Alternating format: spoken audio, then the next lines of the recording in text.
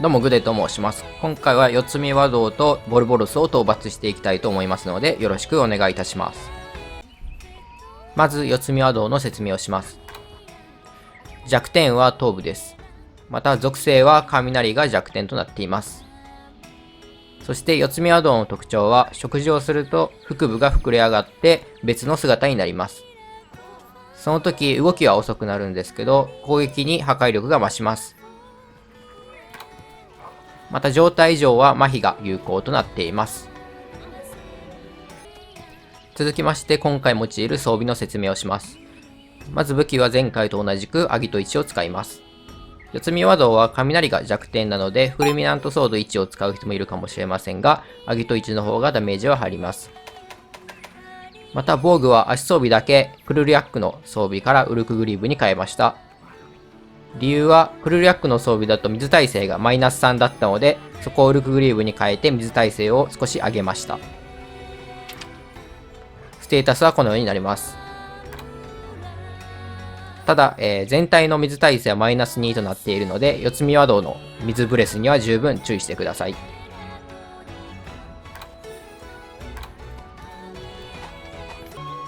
では早速、四つ見和道討伐へ向かいましょう。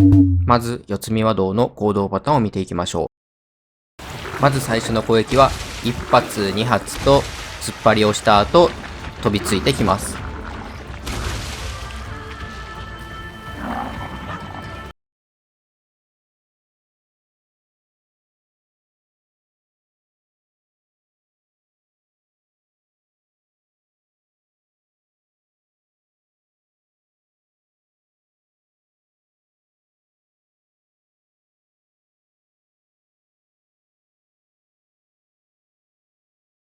次は単発での飛びつき攻撃です。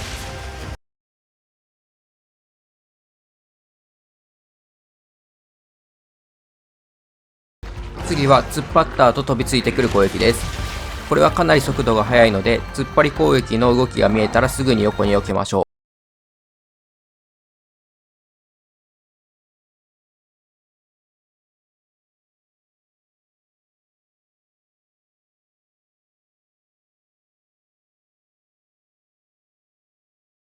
次はジャンプ攻撃です。かなり攻撃範囲が広いので、走って攻撃範囲外へ逃げましょう。次は両手で押しつぶすような攻撃です。当たってしまった場合は確定で気絶してしまいます。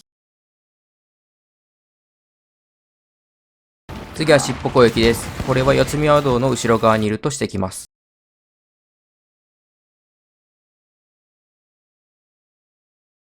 次は噛みつき攻撃です。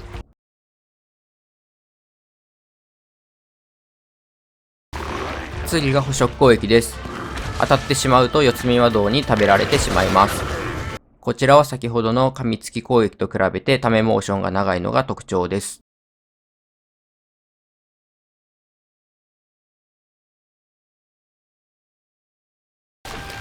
次は四股を踏む攻撃です。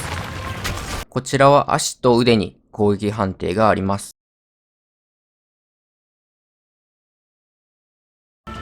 次は水ブレスです。かなり攻撃範囲は広いです。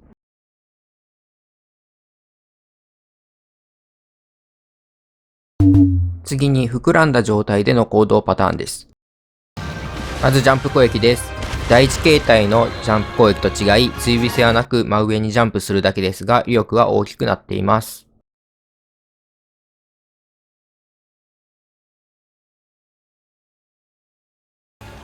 次は両手で押しつぶすような攻撃です。こちらは第一形態の時と同様です。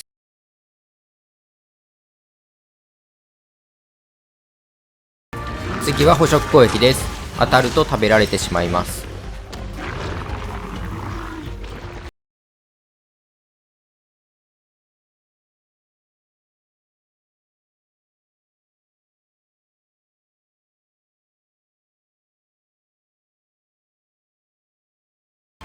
次は張り手攻撃です。当たると吹き飛ばされてしまい、しばらく動けなくなります。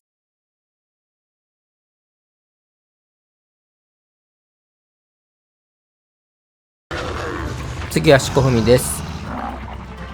一直線上に岩が露出するので横に置きましょまた攻撃後は足が地面に刺さるので攻撃チャンスとなります。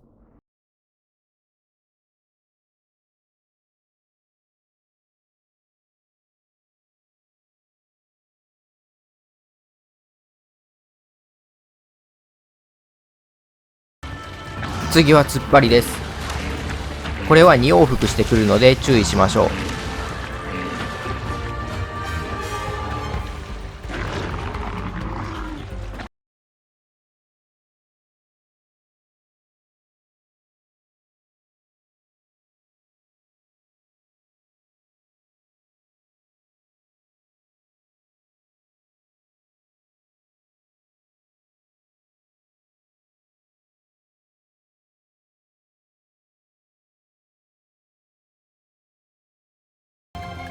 次はのしかかりです。前方向に判定が強いので横に避けるか後ろに行きましょう。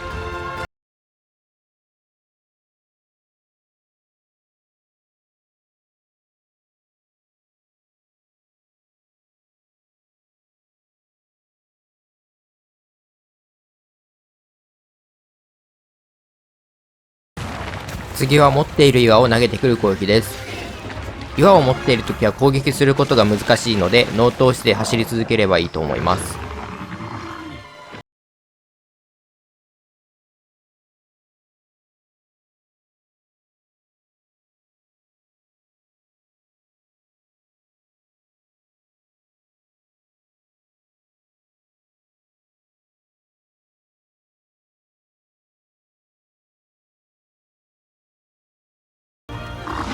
次は片手で衝撃波を放ってくる攻撃です。右手と左手片方ずつ行ってくるので注意しましょう。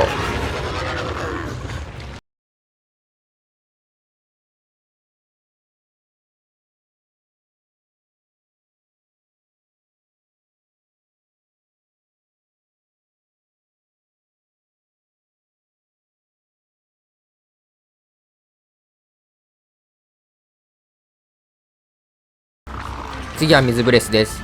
第一形態のように斜め上方向に放つのではなく、地面に水平な角度でプレイヤーにめがけて打ってきます。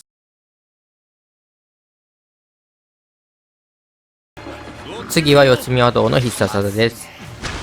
前方に水を投げ払うように放ち、放った後は第一形態に戻ります。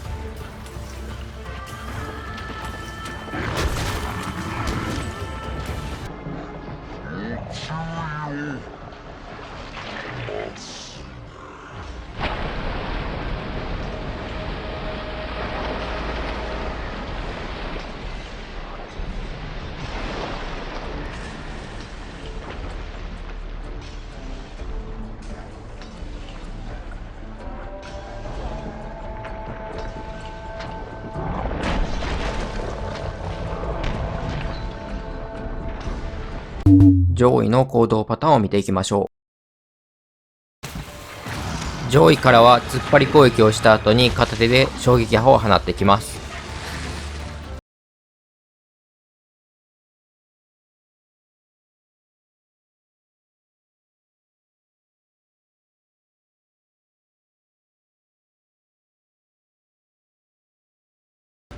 また片手で衝撃波を放った後に水ブレスを打ってくるといった連続技も行ってきます。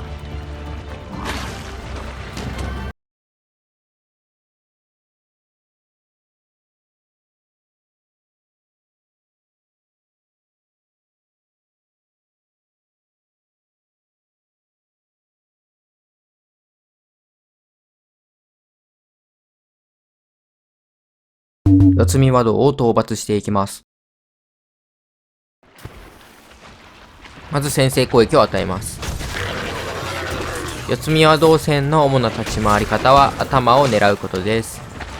四つ見和道は動きこそ遅いですけど威力は結構高いです。しかし攻撃の一つ一つに隙が結構大きいのでその隙を狙って頭を狙っていきましょう。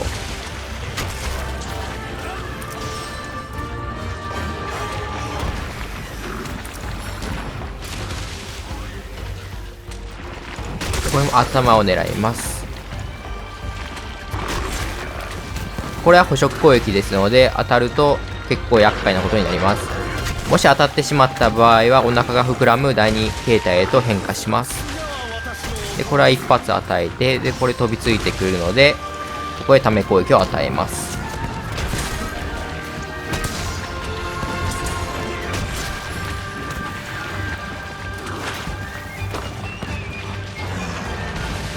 でこのガオーと吠えたらジャンプ攻撃なので走って逃げましょう。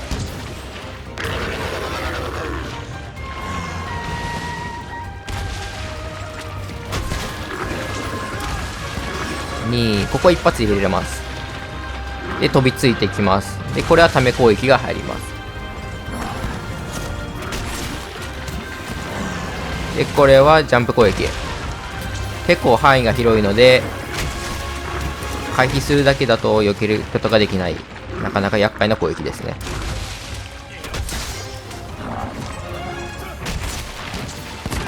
でこれ第2形態入りました。でこの時に吠えるのでこのようにタックルして回避したりだとかすると攻撃チャンスになります。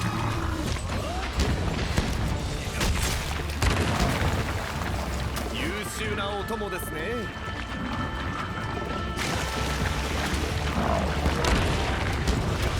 攻撃を与えるとこのように第1形態に戻すことができ、また隙がかなり生まれるので第2形態は積極的に攻撃を与えていきましょう。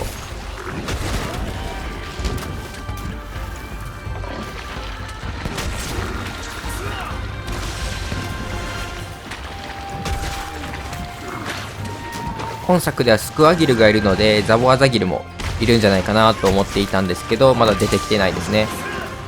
ザボアザギルも同じようにお腹が膨らむモンスターなので共闘してほしいです。これは足元にいると当たってしまうので離れておいてください。で逃げました。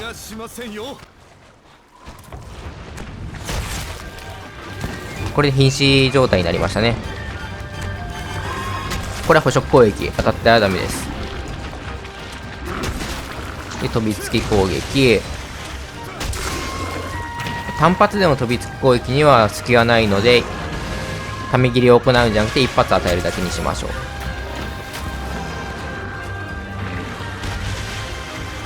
でこれは隙があります。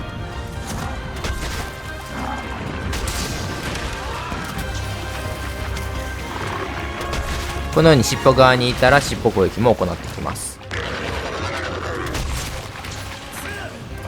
で第2形態へ移行しました。攻撃を積極的に与えていきましょう。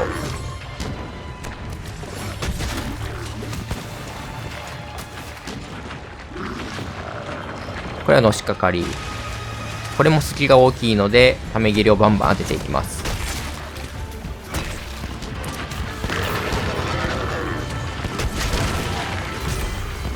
これで四つ見宿を討伐完了です。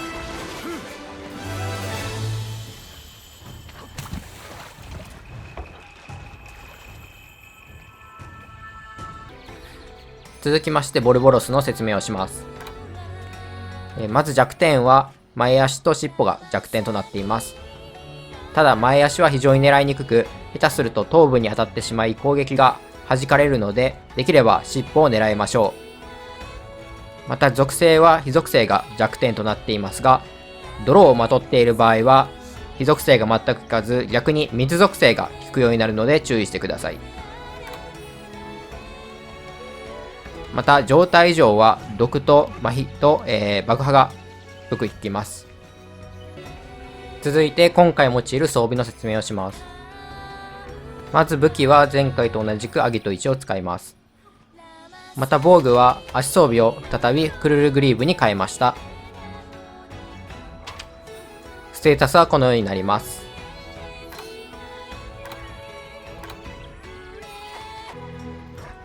それではボルボロス討伐へ向かいましょう。まずボルボロスの攻撃パターンを見ていきます。まず最初が頭攻撃です。ボルボロスの攻撃の一番厄介な攻撃がこの攻撃で、起こるとこの攻撃ばかりしてきますので注意しましょう。次はタックルです。ボルボロスの側面近くにいると当たりますので注意しましょ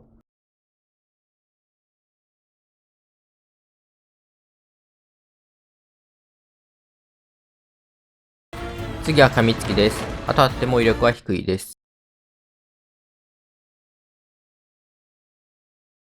次は首をひねって噛みついてくる攻撃です。こちらも威力自体は低いです。次は尻尾を叩きつける攻撃です。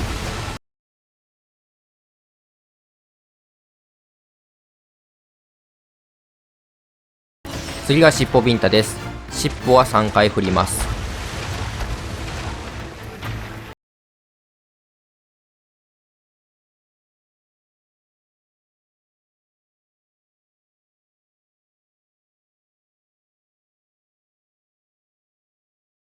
次は突進です。特にホーミングするわけではなく一直線に飛んできます。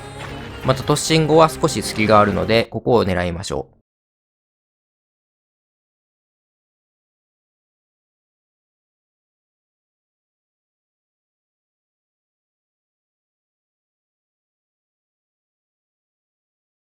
次はボルボロスの必殺技です。泥を撒き散らすのですが、ボルボロスの近くにいると当たることはないので攻撃チャンスとなっています。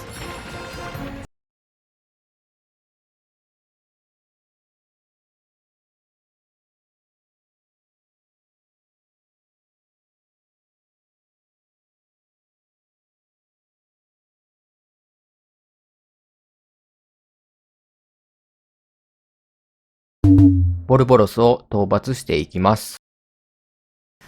まず先制攻撃を与えます。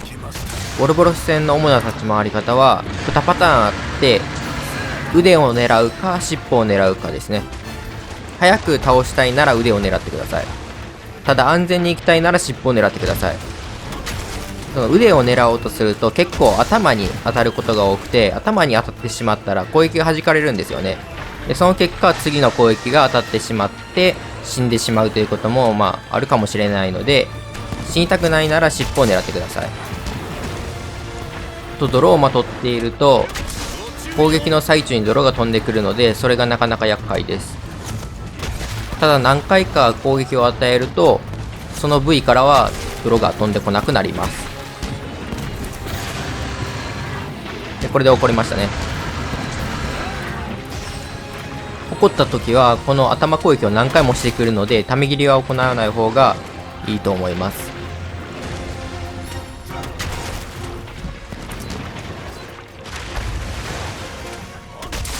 このように派生してもやってくるので結構危険です。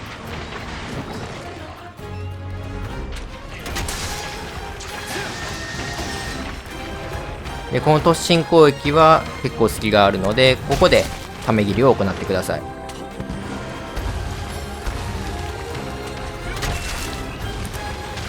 これで尻尾が切れました。ただ尻尾が切れてしまうと尻尾を狙うのが難しくなるので、それがちょっと難点ですね。この泥を飛ばす攻撃は当たる要素がない攻撃なので、この時に攻撃を与えてください。でこれで再び泥まとい状態になってしまいました。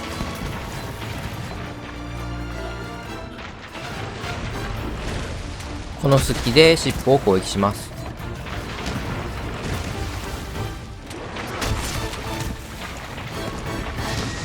で突進でこの後に隙があるので、ここでため切り。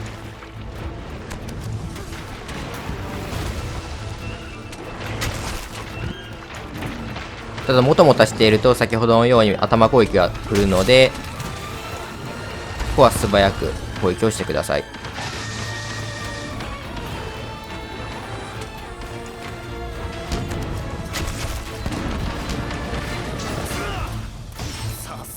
ボルボロスは個人的にあまり人気のないモンスターだと思っているんですけど、モンハントライ以降で参加している作品が結構多いです。ですので制作陣の中でボルボロスのことが大好きな人が絶対にいると思っています。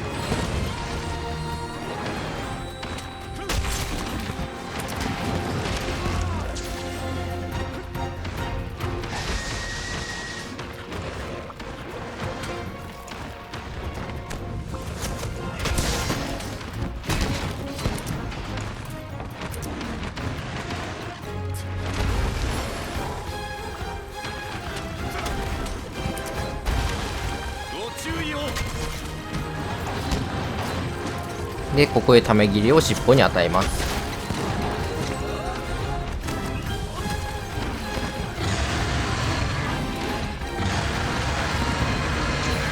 で、これ再び起こりました。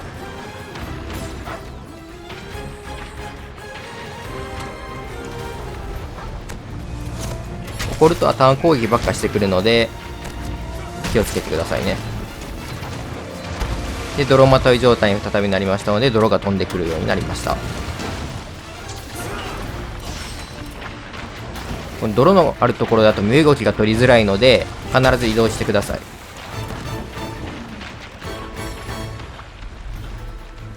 これ逃げましたね。追撃です。仕掛けてきますよ。この泥を巻いているときは腕側に回ってもいいかもしれません。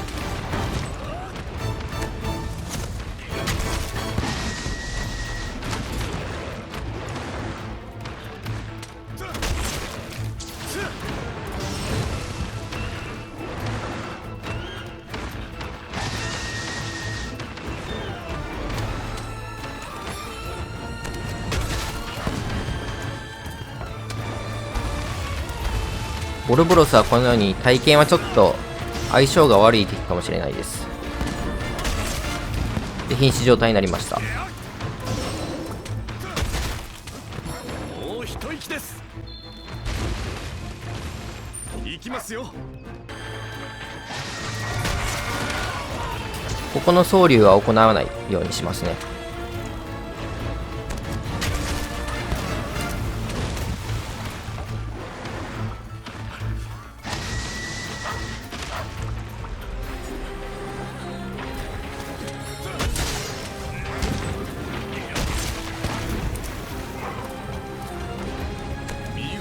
サポートです。ご注意を。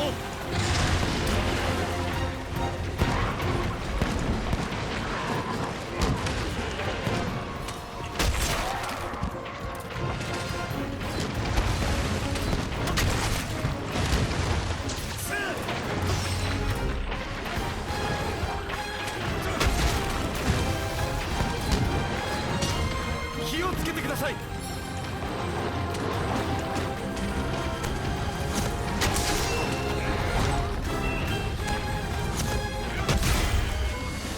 これでボルボロス討伐完了です。